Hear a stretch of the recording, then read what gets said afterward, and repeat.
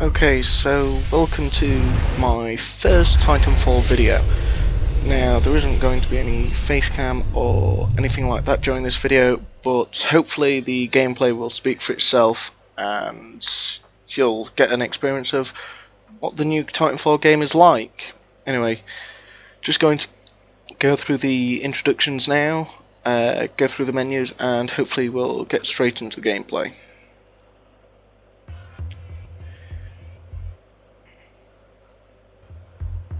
One problem with Titanfall is it does have massive loading screens. Once you're in game, there's no problems with this, but at the moment the servers are full, and as you can see now, it's hard to get an initial connection.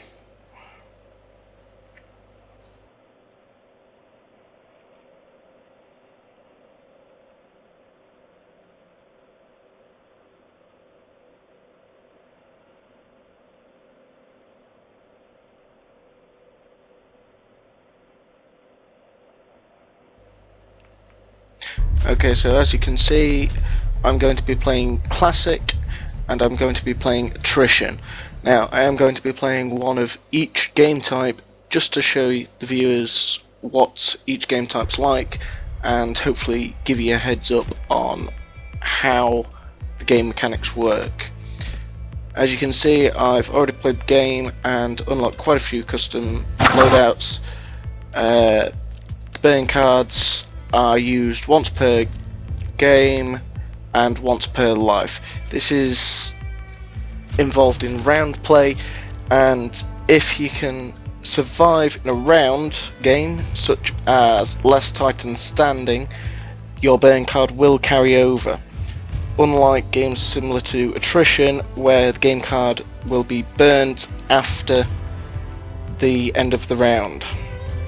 As you can see, I've scrolled through various burn cards just to give you an idea of what each burn card is about.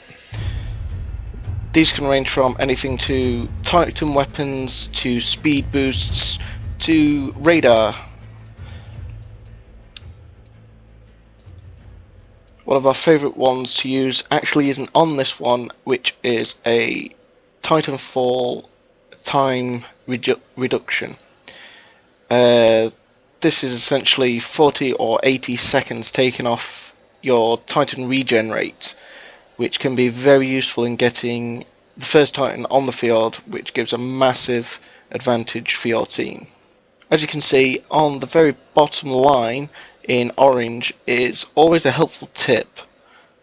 These can range from ones that you'll actually use to pretty useless ones that can actually damage your own Titan. 3, 2, 1, here you can see me scrolling through the different Titans. To unlock all Titans you will need to complete the campaign from both sides. I completed this in about 4 hours. Okay, so we're into the gameplay now. Okay, this is a battle of attrition. Eliminate all enemy As you can forces. see, this game does incorporate a lot of free running, although sometimes, as you can see here, you can get stuck in a crevice.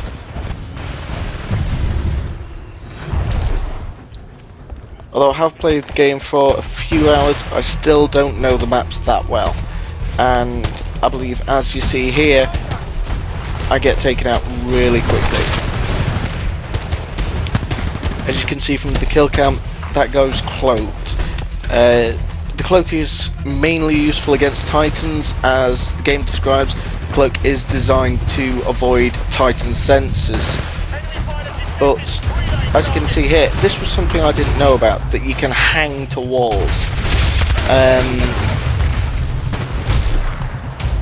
In later gameplays after this, I find out that hanging from walls, you can't zoom, but you can take off quite a lot of shots.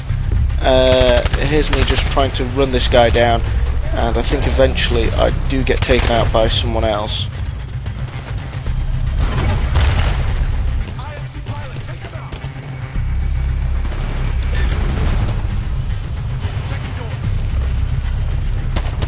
Okay, as you can see here, there was a little bit of lag, but that's due to server issues and nothing to do with. Hey, doing all right. advised, but the IMC is slightly ahead of us. particular Still got plenty of time to show computers. 'em This who's game boss. will run on just about any computer. Pilot, your Titan will be ready in 2 minutes. Now, I don't know how much this will bother some people, but when you do run this game on a lower spec computer, you will lose some of the graphics. Now, as you can probably tell, this game is very high paced, and the necessity for high definition graphics might not be as much as you think.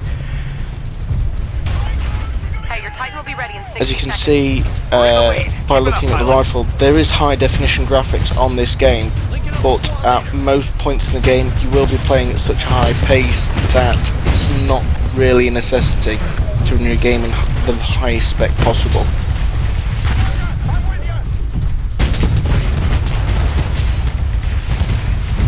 We're in the lead. Keep up the good work, pilot. Now, this weapon I've just pulled out now is an anti-Titan weapon. Be advised. The anti-Titan weapons are for use only against Titans. They're no good against human players, and the normal rifles and sidearms aren't any use against Titans. Now, this can be a problem if you're trying to switch weapons between enemies. If you go from an encounter with a human player into an encounter with a Titan, or vice versa, you can lose a couple of seconds just by swapping weapons, as you see here. I tried to take this guy out, swap weapons, and then I go to my Titan. Now, the good thing about getting into a Titan, there is a heavy amount of armour.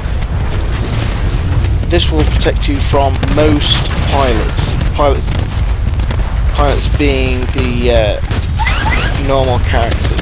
As you can see here, I've got a guy rodeoing me. That's when a pilot climbs on top of your Titan, starts ripping pieces off and shooting into the Titan itself.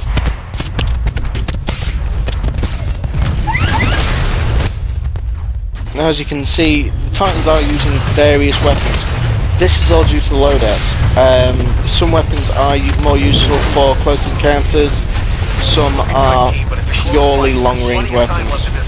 As you can see here, I've actually taken out 2 Titans already, and there you will see a guy trying to rodeo. But yeah, taking out 2 Titans, the reason for that is I'm currently using an Ogre class Titan, which is very heavily armoured. The 3 Titans are the Ogre class, the Atlas, and the Strider. The Atlas being the run-of-the-mill Titan. Nothing particularly bad about it, but it's not really a specialist Titan. The Strider is the fastest Titan on the map. It can go clear straight across the map in a matter of seconds. Whereas the Ogre class is a lot slower, but it is much more heavily built. The Ogre will take a lot of beatings before being taken out. This means that in any one-on-one match, if you're against either a Strider or an Atlas and you're in a Titan, you are going to win.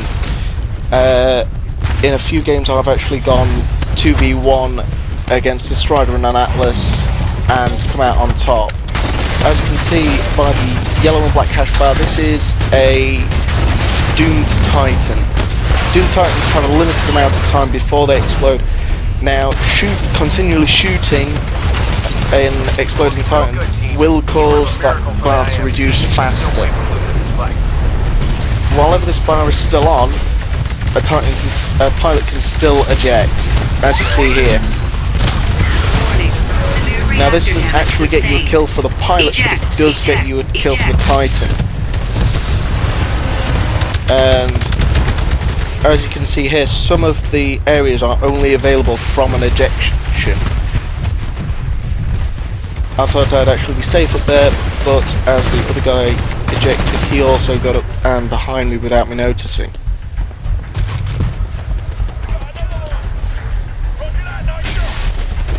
Now, as you'll see, after victory, there is an alternate end game. Although nothing actually matters in this with regard to score, there is bonus points to be earned after the match finishes.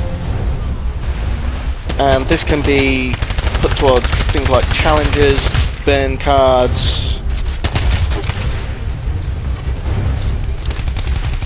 and if you finish the epilogue by either killing off all the enemy or letting the dropship be destroyed, then you earn bonus points which can increase your total experience. If you're playing from the opposite side, your main objective is just to escape. You can kill off all the enemy pilots, but this doesn't end the epilogue. You must escape if you're defeated. Now, as you see, I am at the bottom of the table. I won't try and say that I'm the best player or anything like that, but as you can see, there was a lot of deaths in there, but as you can see, experience boosting up now.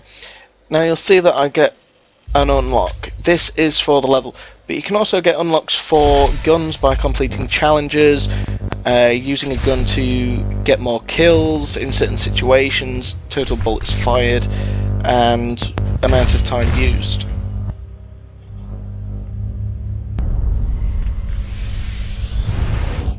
Okay, so that's the end of the video, and I would just like to thank you all for watching. This is my first time video, and more will shortly come afterwards.